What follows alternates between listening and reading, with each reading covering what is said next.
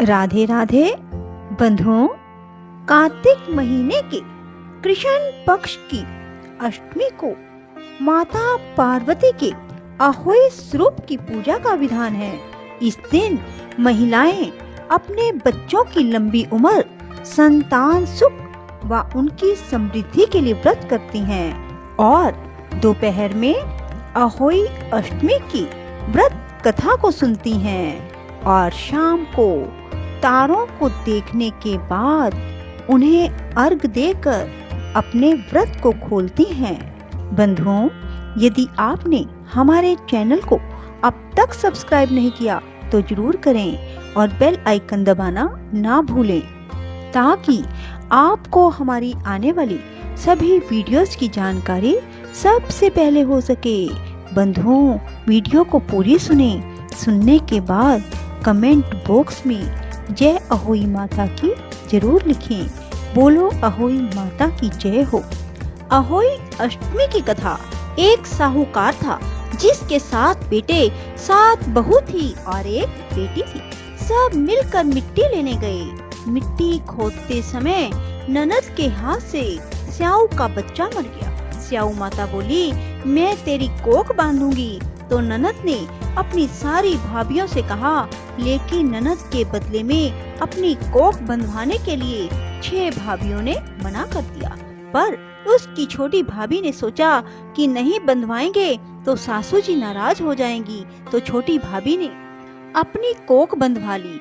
अब उसके जो बच्चा होता अहोई 7 के लिए मर जाता। एक दिन उसने पंडिताइन बुलाकर पूछा कि क्या बात है, मेरे बच्चे अहोई 7 के दिन मर जाते हैं। तब पंडिताइन बोली कि सुरभि गाय की सेवा किया कर। सुरभि गाय स्याऊ माता की सहेली है, वह तेरी कोख छोड़ेगी, तब तेरा बच्चा जीवित रहेगा। अब वह बहुत सुबह उठकर सुरभि गाय का सारा काम कर जाती।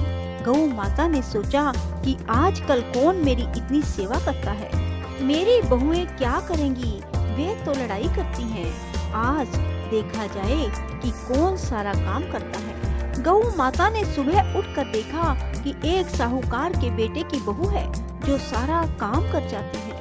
गौ माता बोली कि तुझे किस चीज की इच्छा है जो तू मेरा इतना काम करती है, मांग, क्या चीज मांगती है। तब साहूकार की बहू बोली, मुझे वचन दो। गौ माता ने उसे वचन दिया। तब साहूकार की बहू बोली कि स्याऊ माता तुम्हारी सहेली है और स्याऊ माता के पास मेरी कोख बंधी हुई है, उनसे मेरी कोख छुड़वा दो। फिर गौ माता उसे 7 समुंदर पार अपनी सहेली के पास ले जाने लगी। तो रास्ते में धूप थी, इसलिए वह एक पेड़ के नीचे बैठ गई। थोड़ी देर में सांप आया। पेड़ पर गरुड़ पंखनी का बच्चा था जिसे वह डसने लगा। तो साहूकार की बहू ने सांप को मारकर डाल के नीचे फेंक दिया और बच्चे को बचा लिया। गरुड़ पंखनी आई, आकर साहूकार के बेटे की बहू को चोंच मारने लगी। तो साहूकारनी बोली कि मैंने तेरा बच्चा नहीं मारा, सांप तेरे बच्चे को मार रहा था, मैंने तो तेरे बच्चे को छिपाया है। तब गरुड़ पंखनी बोली, मांग, क्या मांगती है। वह बोली, 7 समुंदर पार स्याऊ माता रहती है, हमें तो तुम उनके पास पहुंचा दो। गरुड़ पंखनी ने अपनी पीठ पर बैठाकर दोनों को स्याऊ माता के पास पहुंचा दिया। स्याऊ माता बोली, आ बहन, बहुत दिनों बाद आई हो। स्याऊ माता बोली, मेरे सिर में बहुत जूं हो गई हैं। तो गौ माता बोली, मेरे साथ जो है इससे जूं निकलवा लो। तो साहूकार की बहू ने उसकी सारी जूं निकाल दी। स्याऊ माता बोली, तूने मेरी बहुत भलाई की है, तेरे 7 बेटे, 7 बहू हो। बहू बोली, मेरे तो एक भी बेटा नहीं, 7 बेटे कहाँ से होंगे। स्याऊ माता बोली, क्यों नहीं होंगे। तब वह बोली, मुझे वचन दो। तो स्याऊ माता बोली, वचन ये वचन, वचन उक्तो धोबी, कुंड पर कंकरी हो। वचन ये वचन, वचन उक्तो धोबी, कुंड पर कंकरी हो। जब साहूकार की बहू बोली, मेरी कोख तो तुम्हारे पास बंधी है। तब स्याऊ माता ने कहा, तूने तो मुझे ठगा है, मैं तेरी कोख खोलती तो नहीं, लेकिन अब खोलनी पड़ेगी। जा तेरे घर में तुझे 7 बेटे और बहुएं मिलेंगी। तू 7 उजमन करियो, 7 अहोई माता, 7 मांडिया, 7 कढ़ाई करवाइयो। वह घर गई, देखा वहाँ पर 7 बेटे बहू बैठे हैं, बहुत धन हो रहा है। उसने 7 अहोई मांडल, कोई दीवार पर मटके, कोई मटके पर, कोई कहीं 7 उजमन करे, 7 कढ़ाई करे।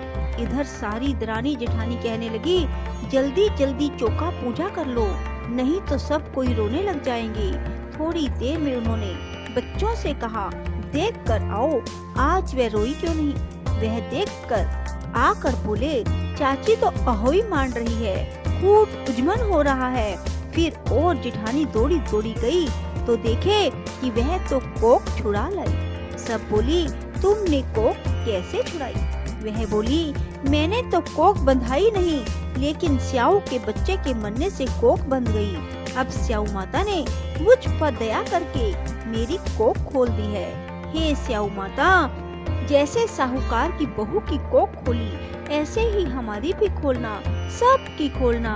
कहते सुनते हुंकारा भरते की अपने सारे परिवार की कोक खोलना।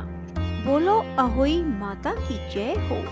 बंधुओं, अहोई अष्टमी की इस कहानी को सुनने के बाद विनायक जी की कहानी अवश्य सुने। एक विनायक महाराज थे, चुटकी में चावल और कुलिया में दूध लिए फिरे। कोई मेरी खीर बना दो, कोई मेरी खीर बना दो, सब से कहते फिरे, परंतु किसी ने उनकी खीर ना बनाई। सब ने मना कर दिया। जरा से चावल, थोड़ा सा कुलिया में दूध लिए घूम रहा है, इससे कोई खीर बनती है? फिर वह एक बुढ़िया के पास पहुंचा।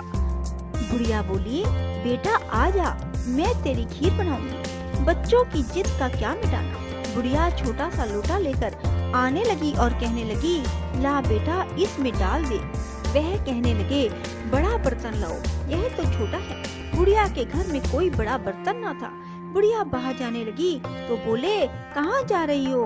बेटा बर्तन मांग के लाऊं। विनायक जी महाराज बोले, देख तेरे घर में अंदर बड़े बड़े बर्तन रखे हैं, तू चिंता मत कर। अंदर जाकर जब बुढ़िया माँ ने देखा, दूध से भरे बड़े बड़े भिगोने और कुएं भरे पड़े हैं, चावलों से परात भरी पड़ी है। बुढ़िया माँ खुश हो गई। बुढ़िया ने चूल्हा जलाया, खीर बनाने लगी। बुढ़िया माँ ने खूब अच्छी खीर बनाई। फिर कहने लगी, श्री कृष्ण को बुला लाओ। बुढ़िया तो लड़के श्री कृष्ण को बुलाने गई। पीछे से बुढ़िया की बहू ने किवाड़ के पीछे बैठकर खीर खा ली। चुटक विनायक जी को बुढ़िया आवाज लगाती रही। आवाज लगाते लगाते बुढ़िया पहाड़ों पर चढ़ गई। कहने लगी, आ बेटा खीर झीम ले। चुटक विनायक जी बोले, बुढ़िया मैंने तो खीर खा ली। बुढ़िया कहने लगी, बेटा तूने कब खाई? बनकर तो अब तैयार हुई है, मैं तो बनते के साथ ही बुलाने के लिए आ गई। चुटक विनायक जी बोले, जब तेरी बहू ने किवाड़ के पीछे बैठकर खाई थी।